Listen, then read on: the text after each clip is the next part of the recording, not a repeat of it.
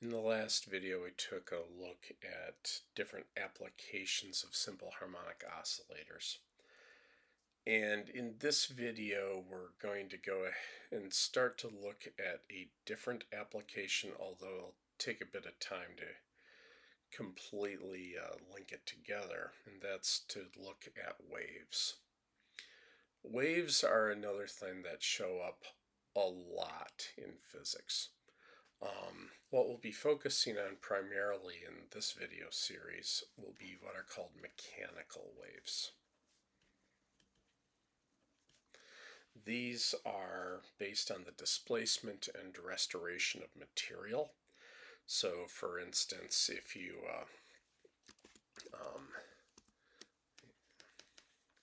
take a jump rope or something like that and you start shaking it back and forth, you see a wave moving down the jump rope. That's an example of a mechanical wave. We'll be getting into other examples in a bit, but this is primarily what we're going to focus on here. However, just like with oscillations, where once we found the solution for one case, we discovered that sometimes nature is very kind to us and gives us other physical phenomena that have the exact same mathematical relationship. So it turns out that in what would usually be the next course after this one, another example of waves that you'll see are what are called electromagnetic waves.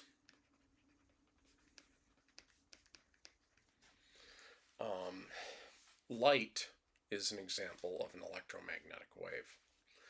Now, the way it'll work is that when you hit something like this, you'll eventually get to a point where you discover, oh my gosh, this phenomenon of nature based on electric and magnetic fields has the exact same underpinning mathematical relationships as mechanical waves. So then what will happen in that treatment is usually they'll just say, well, since we've seen mechanical waves, we can just start writing down the answers right away and take a look at how things are maybe a little different. Like, for instance, unlike mechanical waves that can propagate at all kinds of speeds, electromagnetic waves always propagate at exactly 299,792,458 meters per second, the speed of light. And what's causing these waves is completely different. There's nothing even being displaced. When you get to that point in your studies, you'll find that space itself has inherent properties called electric and magnetic fields that can be described as vectors. And the two of these can interact with each other to create fluctuations in these electric and magnetic field vectors that, when graphed, look exactly like a jump rope being snapped, like taking a jump rope and giving it a snap and seeing the wave go down. And that's because mathematically it's the same, even though in this case there's not even anything being displaced or restored or anything like that physically. It's just this property of space that's acting in the same kind of way mathematically. And also right at the tail end of the next course, usually you get a quick exposure to what are called matter waves. So these are even weirder. It'll turn out that you'll be introduced to the notion that just like we're kind of already used to the idea that we sometimes talk about light as a wave, and sometimes we talk about it as a particle, calling it a photon, calling them photons.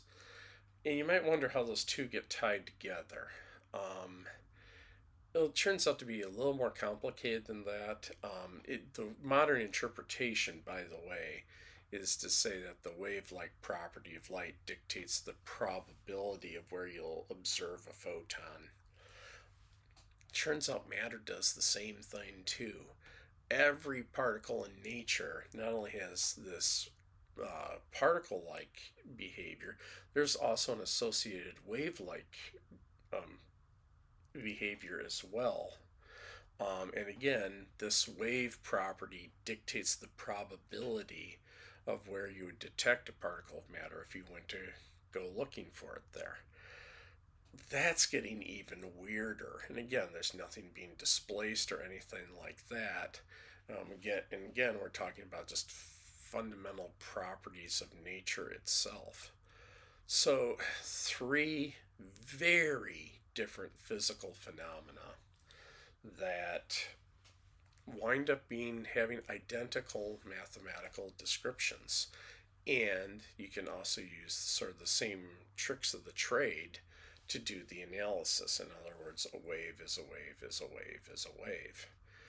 So, in other words, more time that you spend on mechanical waves here will probably yield a little less anguish when you see it 2 times again down the road. But for now, we will be focusing on the mechanical waves in this treatment. So, with a mechanical wave,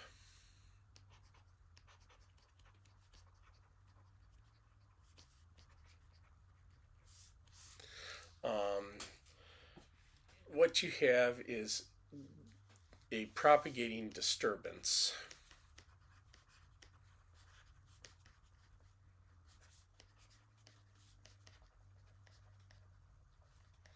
in some medium.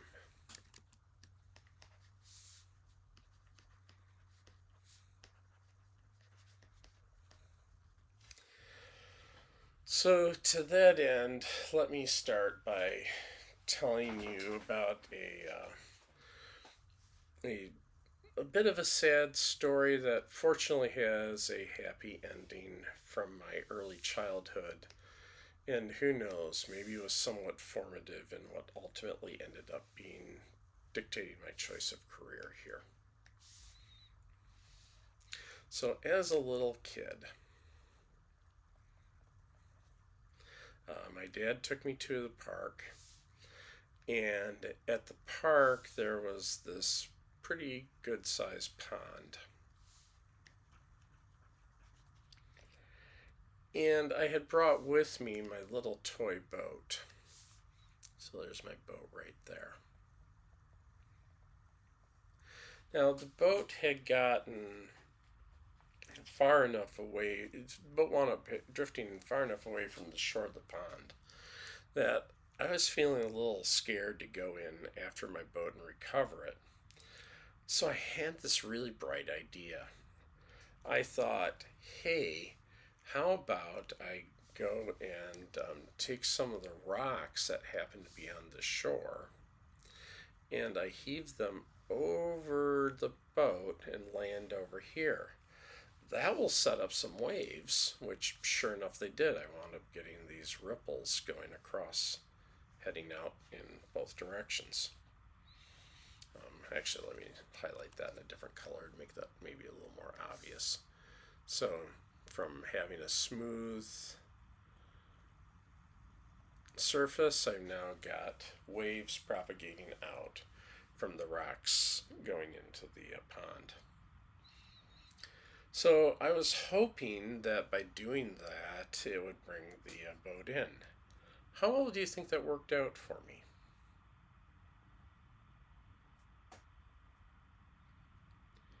Well, from the perspective of getting the boat back to me, didn't do squat. All that happened was the boat wound up just bobbing up and down right in place. Right there. Didn't move any closer to me or further away from me. And that is because the medium does not move with the wave.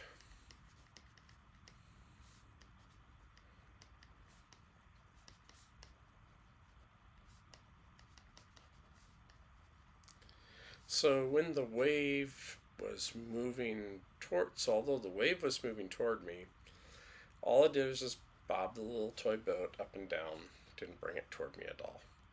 Now this wound up actually working out in my favor because I got pretty distressed about it.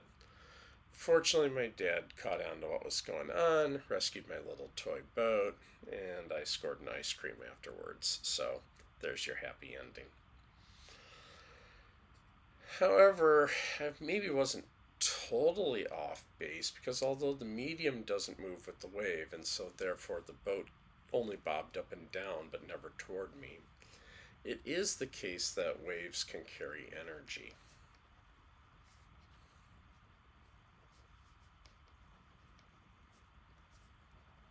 And momentum. A good demonstration of that is, and to protect myself from all legal claims here, making sure to wear all appropriate ear protection. Take your stereo, crank it up a little bit, put your hand over whatever the bigger speaker is that you have available. You will probably actually feel the air physically hit your hand. And that is because you are feeling the air physically hit your hand, and you are feeling a momentum transfer from the air molecules to your hand. And fortunately, because you are smart and you wore hearing protection, you still have hearing available to enjoy the rest of this video. All right. So within the taxonomy of mechanical waves, we can break them into two groups. So let's go and take a look at the first of these two. This is what's called a transverse wave. Oops.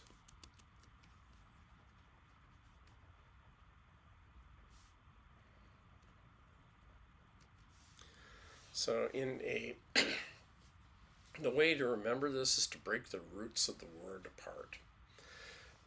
Verse, kind of from the Greek, is roughly in the direction of, and trans means across. So in this case, we're talking about that the waving is happening perpendicular to the propagation. So again, if you're to take a jump rope or something like that, or I'm just going to imagine taking a string, and you start shaking one end of the string, what happens is you'll set up a wave structure like this, and if you're shaking it up and down over here, the waves will move out, in this case, say, to the right. We will call sorry, we won't bother with that right now. So the waves will displace to the right. So the wave is moving to the right, but the waving is happening up and down. So across the direction, so perpendicular to the direction. The other big category are longitudinal waves.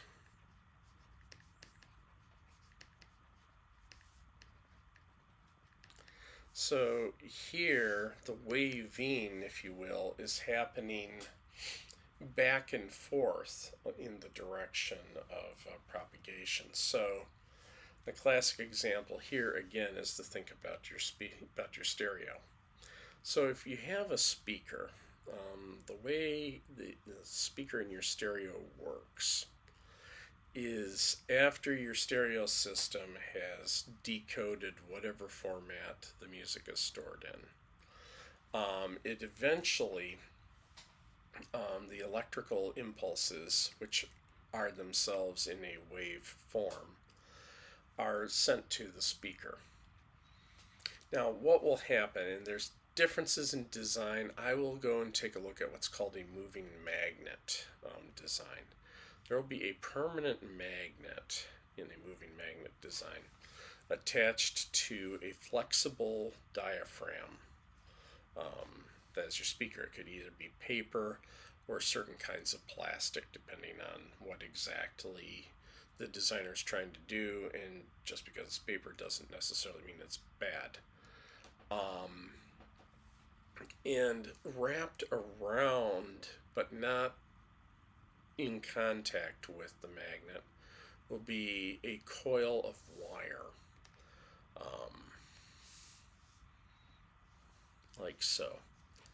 So the electrical impulses go in through the coil of wire, creating an electromagnet that is alternately aligned with the permanent magnet on the speaker, on the diaphragm of the speaker, and anti-aligned with it. So alternately, the magnet on the speaker is either attracted into the coil, or it's repelled out of the coil. So the magnet will physically move back and forth, flexing the diaphragm with it. So if it's moving out, it pushes the whole diaphragm physically out. If it moves in, it pulls it in.